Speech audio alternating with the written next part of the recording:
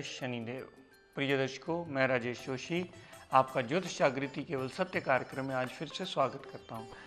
प्रिय दर्शकों, सिखाने की श्रृंखला को आगे बढ़ाता हुआ आज हम बात करेंगे वृष लगन की कुंडली में चंद्रमा की प्लेसमेंट अलग अलग भावों में हमें क्या रिजल्ट्स देती है।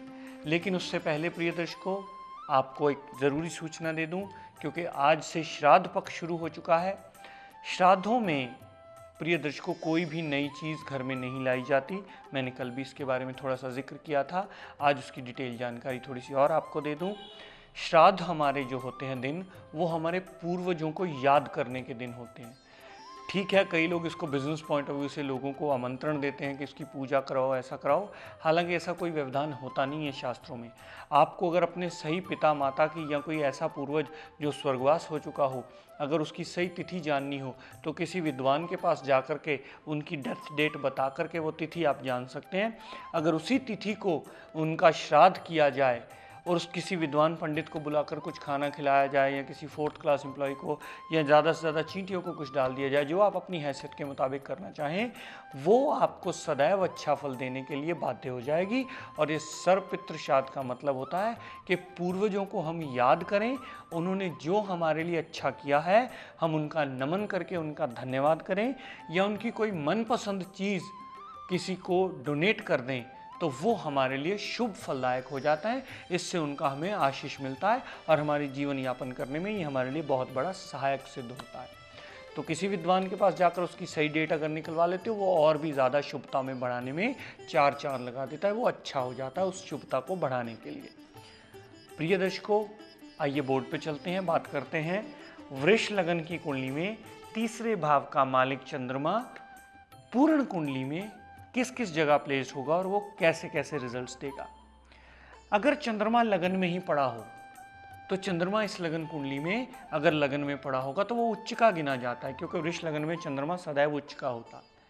तो चंद्रमा सदा एडवांटेज के रिजल्ट देता है, जातक को मेहनती बना देता है, जातक की पर्सनैलिटी में बहुत अच्छी लुक ले आता है, जातक देखने में बहुत अच्छा दिखता है, जातक की पर्सनैलिटी नॉर्मल से ज़्यादा प्लीजिंग हो जाती है, यानी शांतमय और अच्छी हो जाती है।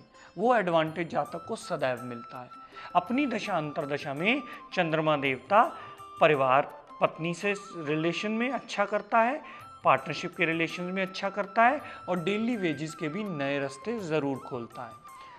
चंद्रमा देवता दूसरे घर में पड़ा हो, यानी धन कुटुंब वाणी के घर में पड़ा हो, हालांकि ये उसकी अति शत्रु राशि है, लेकिन जातक की वाणी बहुत मीठी होती है। जातक अपने परिवार के लिए मेहनत करने वाला होता है। जातक अपनी मेहनत से धन अर्जित करता है, और मेहनत से अपनी मुश्किलों पर जितनी दृष्टि चंद्रमा की आती है वो भी मेहनत से भाग दौड़ करके दूर कर लेता है। चंद्रमा देवता तीसरे घर में पड़ा हो, यानी कर्क राशि का ओन साइन का पड़ा हो, यहाँ जातक छोटी बहन का योग जरूर बनवाता है। यहाँ जातक मेहनती होता है, छोटी यात्राएं जरूर करता है, जातक को मेहनत के बाद ही अपना सही फल मिल पाता है। प्रिय दर्शकों, चंद्रमा देवता चौथे घर में हो, यानी सिंह राशि के हों, यहाँ जातक को चंद्रमा देवता एडवांटेज ये देता है कि जातक की माता को मेहनत ज़रूरत से ज़्यादा करनी पड़ती है। अपनी दशा अंतरदशा में गाड़ी भूमि वाहन संबंधी प्रॉब्लम जितनी भी आती हैं, वो भाग दौड़ कर, मतलब मान लीजिए कि लोन किसी ने सैंक्शन करवाना है तो बहुत भाग दौड़ उस पर मेहनत करने के बाद वो लोन सैंक्शन होता है, और वो यहाँ ये डिले के रिजल्ट्स ज़रूर करता है, क्योंकि उसके पास मेहनत का डिपार्टमेंट है। उठा के उसने रख दिया सुख सुविधाओं पे, यहाँ से दृष्टि कामकाज पे यानी कर्म पे डाल दी, तो कामकाज भी बहुत ज़्यादा खपने के बाद सेटल होता है। वो दिक्कत परेशानियाँ अवश्य देता है। क्यों? क्योंकि यहाँ बहुत अच्छा डिपार्टमेंट नहीं है। वो डिपार्टमेंट नहीं है जो आज की डेट में कोई भी जना चाहता है, यानी फजूल मेहनत का डिपार्टमेंट, जो आज की डेट में कोई जातक नहीं चाहता कि मेरी फजूल मेहनत हो, मेरे फजूल के भाई बहन बहुत ज़्यादा हों जिनमें मुझे हर चीज़ शेयर करनी पड़े। तो ये प्रॉब्लम सदैव यहाँ आती है। प्रिय दर्शकों, चंद्रमा देवता अगर पंचम भाव में पड़े हो, यानी कन्या राशि के पड़े हो, तो यहाँ चंद्रमा देवता की दशा अंतरदशा जातक की कुंडली में पुत्री का योग जरूर लेकर के आती है। चंद्रमा की दशा अंतरदशा इंसान को माइंड से यानी बुद्धि से मेहनत जरूर करवाती है। जातक का अगर लव रोमांस होता है तो वो बहुत अच्छा होता है। यहाँ से दृष्टि डालता है 11वें घर पे, तो कहीं ना कहीं धन का आगमन भी मेहनत करने के बाद होता है। तो जातक को पेट से संबंधी प्रॉब्लम आती है, जो कि जल रिलेटेड प्रॉब्लम होती है उसकी। चंद्रमा देवता अगर छठे भाव में यानी रोग ऋण शत्रु दुर्घटना मुकदमा के भाव में पड़े हों तो कभी अपनी पूरी जिंदगी में अच्छा फल नहीं देते, कभी छोटे भाई बहनों से बनने नहीं देते, फजूल की यात्राएं, फजूल के झगड़े झमेले, फजूल की मेहनत चलती ही रहती है इंसान की, और वो कभी प्रॉपर रिजल्ट नहीं देती। यहाँ से व्यय पे दृष्टि डाल दी तो फजूल का व्यय चंद्रमा की दशा अंतरदशा में होता ही रहता है। चंद्रमा देवता उसको कभी प्रॉपर सेटल होने ही नहीं देता, कभी जितनी मर्जी अर्निंग हो जाए व्यय पे दृष्टि डाल के कहीं ना कहीं फजूल का नुकसान वो करवाता ही रहता है। प्रिय दर्शकों, चंद्रमा सप्तम भाव में पड़े हों यानी स्कॉर्पियो राशि के, यहाँ चंद्रमा देवता बहुत बुरा फल देते हैं। क्यों प्रिय दर्शकों? क्योंकि यहाँ चंद्रमा देवता नीच के हो जाते हैं। पत्नी के घर में, पार्टनरशिप के घर में, डेली वेजिस के घर में चंद्रमा का नीच होना सदैव अशुभ माना जाता है। पत्नी से भी कलह क्लेश, पार्टनरशिप में भी कलह क्लेश, और वेजिस को भी बुरी तरह हिट करते हैं अपनी दशा अंतरदशा में। जातक के अच्छे भले चलते काम में ये रुकावट खड़ी कर देते हैं और काम पूरी तरह से दिक्कत परेशानियों में आ जाता है। वो प्रॉब्लम सदैव चंद्रमा देवता सप्तम भाव में पड़े देते हैं। प्रिय दर्शकों, चंद्रमा आठवें भाव में पड़े हों, कभी छोटे भाई बहनों से बनने नहीं देते, कभी छोटी यात्राओं का रिजल्ट नहीं देने देते, कभी मेहनत का पूर्ण फल इंसान को मिलता ही नहीं है। इंसान खुद कहता है कि जी मैं मेहनत तो लाख रुपए की करता हूँ, 50,000 पल्ले पड़ता, 50,000 का पता ही नहीं लगता मेरा कहाँ चला गया। क्यों? क्योंकि चंद्रमा भी इस लगन कुंडली में मारक ग्रह है, और इस लगन में कभी पूरी जिंदगी में मोती मत पहनिएगा, इस लगन में मोती कभी नहीं पहना जाता। चंद्रमा देवता की सातवीं दृष्टि जो पड़ती है अष्टम भाव से, वो धन कुटुंब वाणी पे पड़ती है। वाणी को थोड़ी सी सॉफ्ट जरूर कर देता है, लेकिन धन संबंधी भी प्रॉब्लम्स, परिवार में भी वो प्रॉब्लम्स ही सदैव देता है।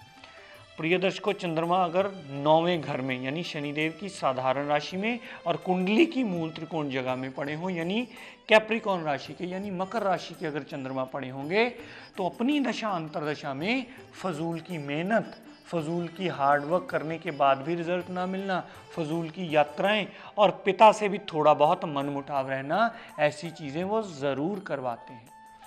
प्रिय दर्शकों, अगर चंद्रमा 10वें घर में पड़े हों, अपनी दशा अंतरदशा में जातक को ज़रूरत से ज़्यादा हार्ड, क्योंकि मेहनत उठा के काम काज में रख दी, उसका छोटा सा काम होगा लेकिन उसको उसके लिए बहुत खपना पड़ेगा। या ऐसा समझ लीजिए किसी को मार्केटिंग का काम मिल गया, काम 10 रुपए का है लेकिन उसके लिए आपको बहुत ज़्यादा भाग दौड़, 50 बंदों से मिलना, 10 को कन्विंस करना, उसके बाद वो रिजल्ट देने वाला है। क्योंकि मेहनत का कामकाज से कनेक्शन होना कामकाज में मेहनत बढ़ा देता है।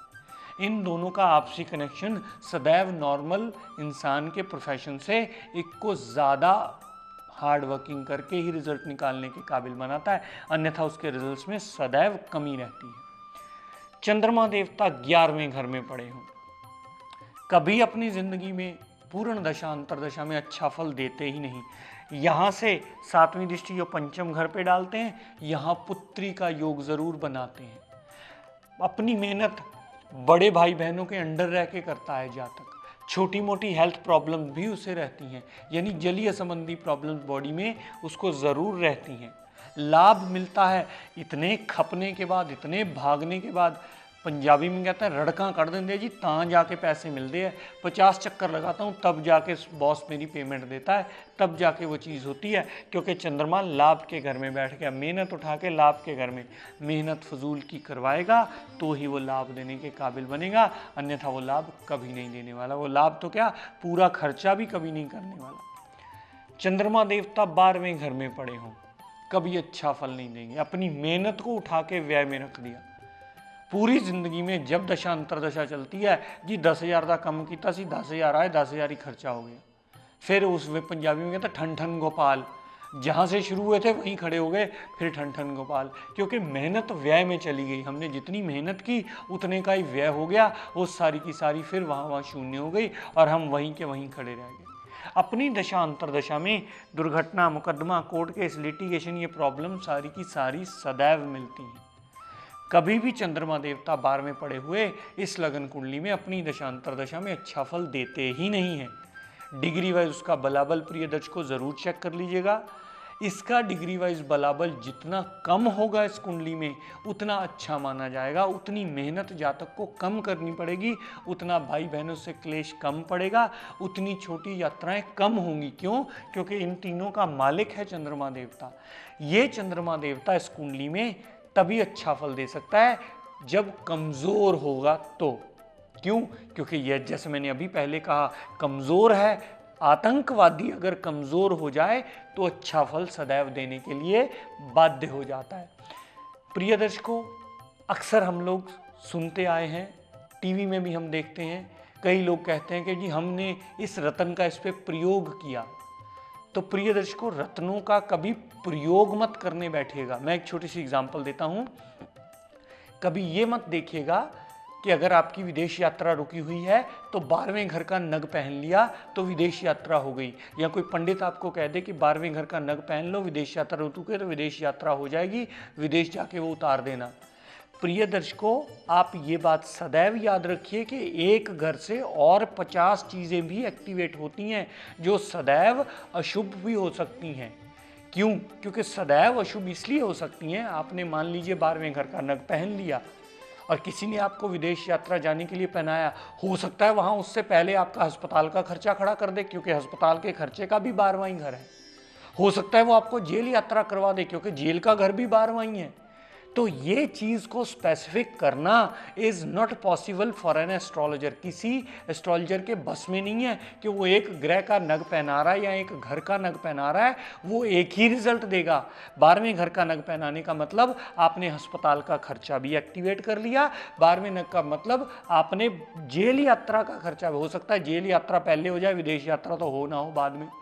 विदेश यात्रा एक दिन में तो होनी नहीं, उसको कई महीने लगते हैं। हो सकता है सर्टिफिकेट खा के आप अस्पताल पहुंच जाओ, और हो सकता है जेल ही पहुंच जाओ अगर बाय हुक और बाय क्रुक वाला फार्मूला अडॉप्ट कर लिया कि मुझे तो जाना ही जाना है, और ज्योतिष विद्वान ने नग बेचने पे तुला हुआ, वो आपको नग पहना के ही छोड़ेगा।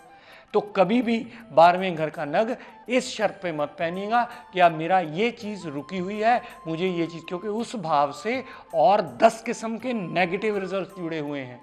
विदेश यात्रा जाओ 6 महीने बाद, अस्पताल पहुंच जाओ 2 महीने बाद। This is not the real astrology, ये सही वैदिक एस्ट्रोलॉजी नहीं है।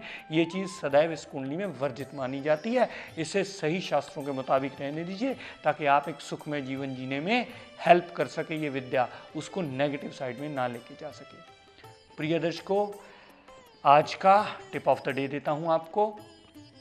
इस बात को सदैव ध्यान रखिएगा प्रिय दर्शकों, शनिदेव का दिन यानी शनिवार को कभी भी घर में चलित लोहा लाना अशुभ माना जाता है, वो सदैव वर्जित होता है। उसका सबसे बड़ा कारण है, जैसे चलित लोहा मानते हैं मोटरसाइकिल को, साइकिल को, गाड़ी को, वो कभी भी लाना आपके लिए इसलिए शुभ माना जाता है क्योंकि वो शनिदेव का दिन स्टेबल, स्थायी रहने वाला दिन है। और स्थायी रहने वाले दिन में आप चलायमान चीज़ को ले आते हो, वो ज़्यादा लंबी नहीं चलने वाली, वो सदैव ज़्यादा परेशानियां देने वाली। हाँ, घर में मशीन कपड़े सीने वाली वो ला सकते हो, घर में पड़ी हुई एक जगह मशीन लानी हो वो ला सकते हो, लेकिन चलित लोहा लाना शनिवार को घर में अशुभ माना जाता है। वो ज़्यादा समय तक आपके पास टिकता नहीं है, ज़्यादा लंबा आपके साथ चलता नहीं है, वो सदैव अपनी प्रॉब्लम्स को आमंत्रण दे देता है। वो आपकी प्रॉब्लम्स को उल्टा बढ़ा करके खुद प्रॉब्लम बन के घर में आ जाता है, और वो सदैव अशुभ माना जाता है। इसलिए इसे वर्जित करार दे करके शनिवार को कभी लोहा मत लाइएगा। प्रिय दर्शकों, आज मैं अपनी वाणी को यहीं विराम देता हुआ हम सब के लिए मंगल कामना करता हूँ, शनिदेव से ये प्रार्थना करता हूँ कि शनिदेव हम सब पर अपनी कृपा दृष्टि सदैव बनाए रखें। जय शनिदेव।